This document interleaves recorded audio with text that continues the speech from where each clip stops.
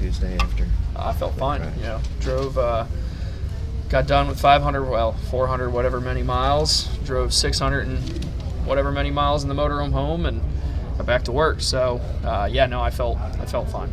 You mentioned that you thought of your daughter. Yeah. I'm curious, did she see it? Like, have you talked? Was she watching it? So she's TV? a year and a half old. I don't think she really processes or registers. She was sleeping at the time. I'm sure later on in life we'll have those conversations. But, for me, it was the first thing that came to mind, when the car went up in the air. Because, as a race car driver, whether you drive sprint cars or whatever, you understand there's a chance you could flip. Like, we've been watching cars flip at super speedways forever. It was really just how that car took off when it did that caught me off guard. Does NASCAR say anything to you about what they think may cause this, or after they've looked at the car itself too?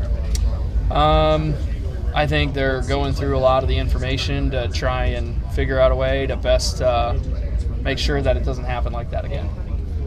Do you want to see something done before Talladega? Any change you would recommend or area to work on? As a race car driver, I just, I don't want to see a car in that type of wreck take off like that.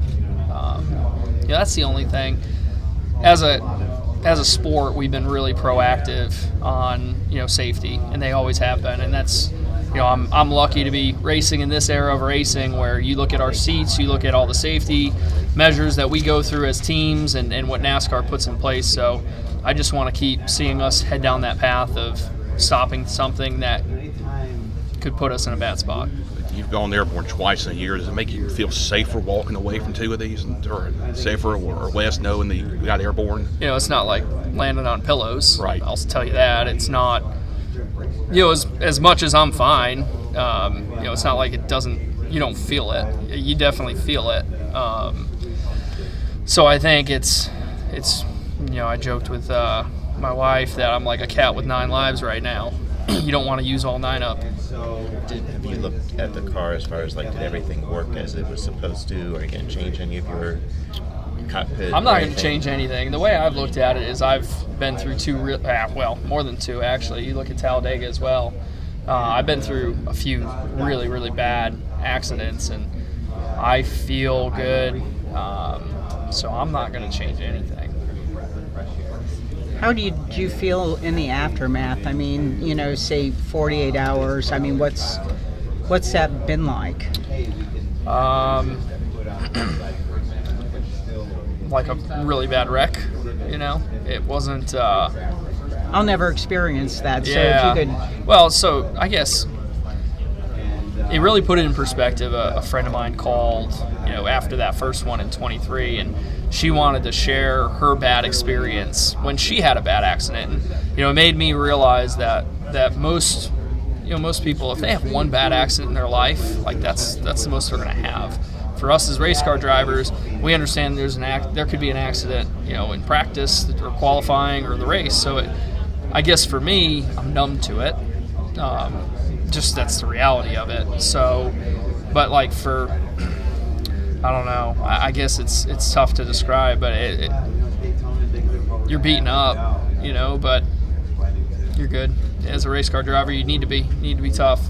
That has side-to-side contact and the nose pops up, 2 or 3 feet up off the ground. I feel like with any car at 160, 170 miles an hour, if you to pop the nose up off the ground 3 or 4 feet, you're going to get air to parachute under the car, no matter how flat the floor is. It's still going to do that, in my opinion. I'm not an engineer. I don't study these things, but I've seen enough cars and I have basically enough understanding of how the air works to know that the air is going to pool up under the bottom of the car.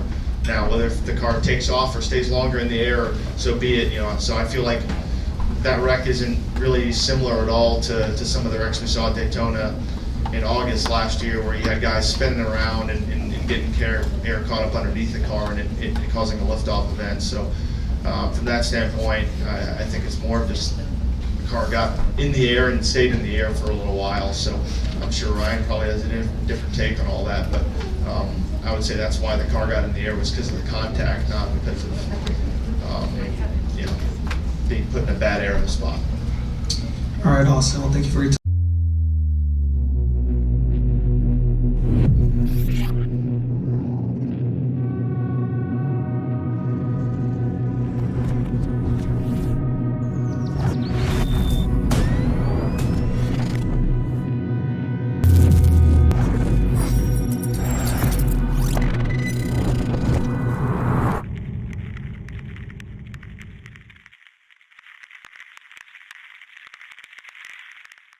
Steven Stump of FrontStretch.com here. Come back for more great racing videos, and if you like us, don't forget to hit that subscribe button.